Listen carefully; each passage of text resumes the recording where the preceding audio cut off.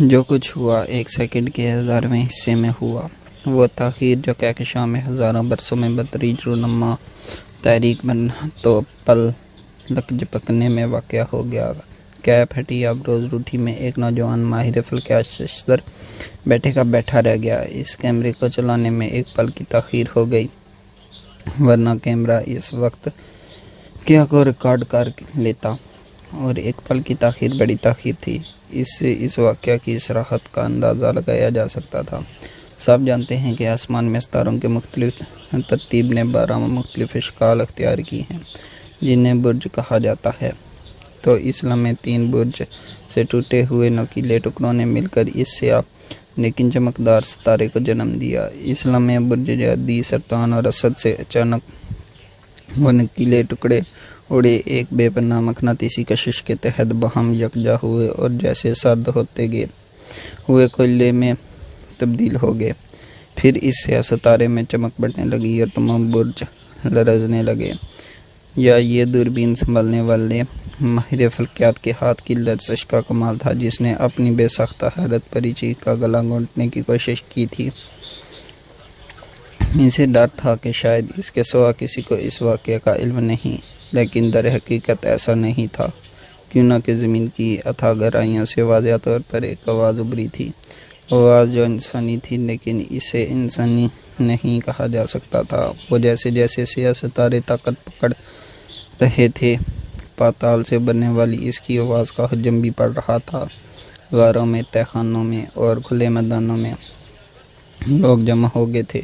وہ شیطان کے پجاری تھے جو ہاتھوں میں ہاتھ ڈالے سر جھکائے کچھ گا رہے تھے۔ اس کی گونج اوپر آسمان تک اور نیچے پاتال تک پہنچ رہی تھی۔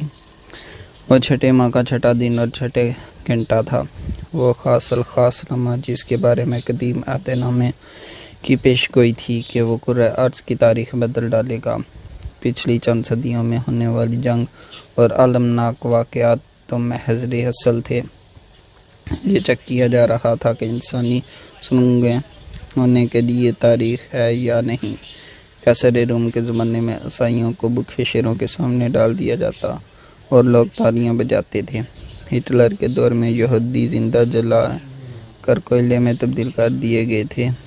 موجودہ عہدے میں فلسطینیوں کے کچے مکان تک میزائل کا نشانہ بن جاتے تھے۔ جمہوریت دم توڑ رہی تھی۔ ذہن کو دماغ کو مفلوج کر دینے والی منشیات جزوی زندگی بن گئی تھی۔ بھائی بھائی کا دشمن اور باپ بیٹے کا مخالف بن گیا۔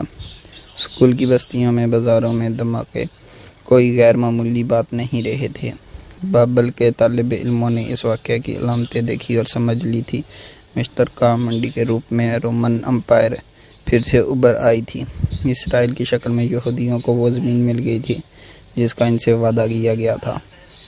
ایک طرف کئی جگہ قحط تھا تو دوسری طرف بین الاقوامی معیشت کا ڈھانچہ ٹوٹ پھوٹ کا شکار تھا۔ یہ اتفاق واقعات نہیں تھے، یہ واضح طور پر واقعات کی سازش تھی۔ آسمانی کتب کے باب انکشافات میں ان کی پیشگوئی کر دی گئی تھی۔ سیاہ ستارے کی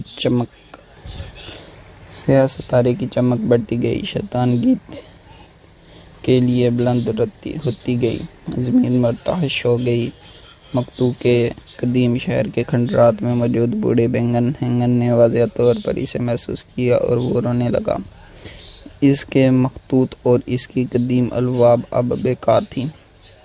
قدیم علوم کے طلباء جو کھنڈرات میں کھدائی کر رہے تھے، انہوں نے زمین کو لرزتے محسوس کیا تھا تو کھدائی چھوڑ دی تھی۔ وہ سہم گئے تھے۔ واشنگٹن سے روم پرواز کرنے والی بوئنگ 747 کی فرسٹ کلاس میں بیٹھے رابرٹ تھورن نے بھی اس ارتعاش کو محسوس کیا اور معمول کے مطابق اپنی سیٹ بیلٹ کس لی۔ وہ اس واقعے سے سوچ رہا تھا کہ زمین پر پہنچ کر اس کے سامنے نہ جانے کیا صورتحال پیش آئے۔ اگر اس ارتعاش کی حقیقی وجہ معلوم ہو بھی جاتی تو وہ کچھ نہیں کر سکتا تھا، کیونکہ اسلام میں روم کی سینٹ ہاسٹل کے تہہ خانے میں ایک پتھر سے اس کے بچے کا سر کچل دیا گیا تھا جو اس کا تھا۔ جو زندہ رہتا تو اس کا بیٹا ہوتا، اس کا بیٹا کہلاتا۔